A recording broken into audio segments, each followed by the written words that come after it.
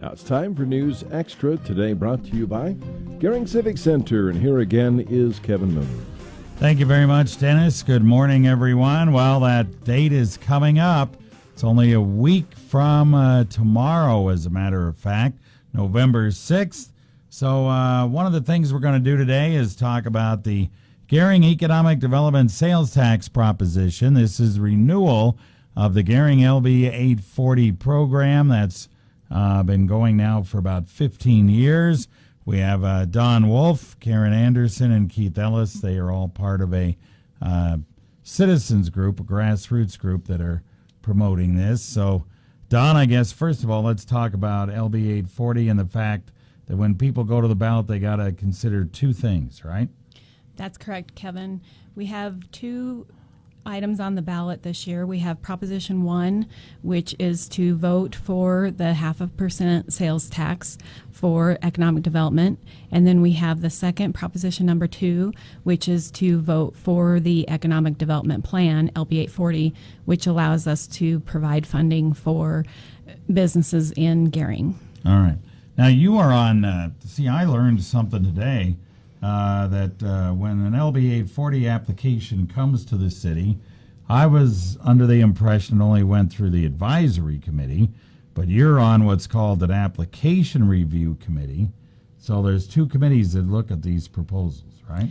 Correct. The application review committee actually reviews the application and makes the recommendation to the city council. And then the city council makes the decision whether the funds are going to be provided to the applicant. The advisory committee reviews the business after the funds have already been awarded to make sure that they're meeting the qualifications that were set out when they were provided the funds. Okay. So both those committees look at those things. There's been a number of, maybe we ought to get Karen in here real quick.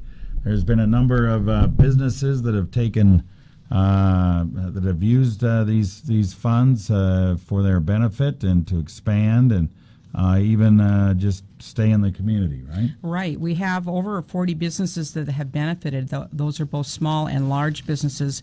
It can be a new business or an existing business. And Gering can also offer that to retail because of the population, the way the statutes are written. So many have taken advantage of LB840. All right.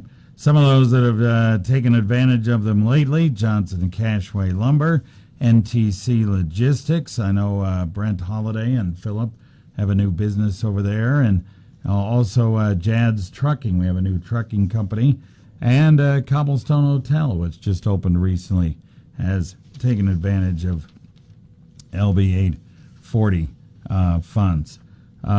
Keith Ellis is here, too. Keith, why don't you kind of describe why LB840 is important as you look at economic development every day? In today's world, it is important that we have incentives for economic development if we're going to compete. When projects come through our office, not only are they looking for the site, they're looking for labor force, but they're also looking for the local community putting in an incentive into a project. And it's unfortunately it's a necessary evil that we have today, but it's part of doing business in today's economic development. Okay.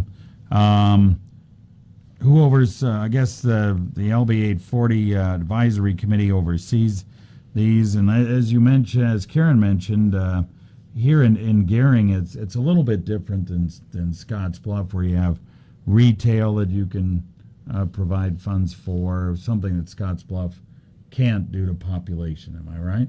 That's correct. Okay. All right. We'll talk more about it right after this. Ask anyone that has hosted an event at the Gering Civic Center, and they will tell you that our staff is courteous and efficient. The Gering Civic Center has hosted close to 2 million exhilarated guests in over 25 years.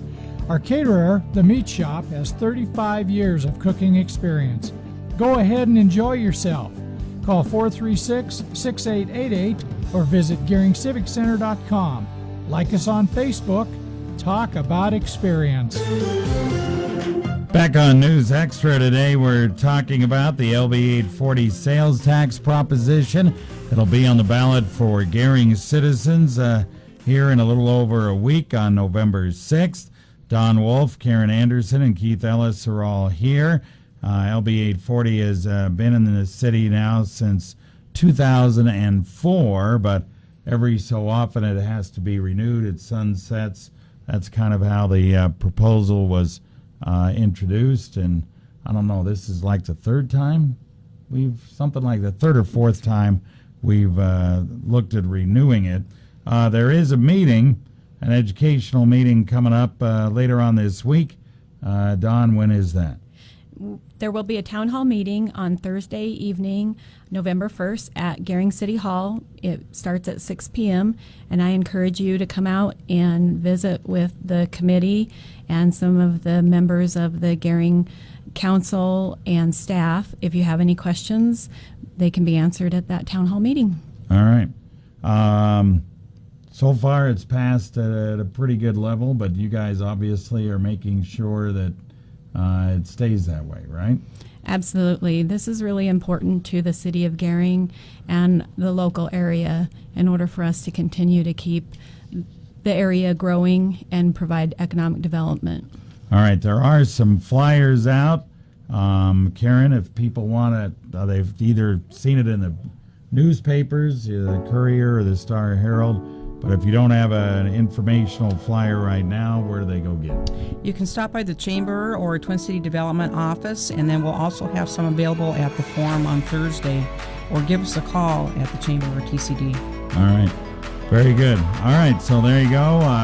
Coming up on the ballot November 6th, Gering LB840, a chance to renew this half-cent sales tax that's currently out there for economic development. Don't forget, there's two things you got to consider.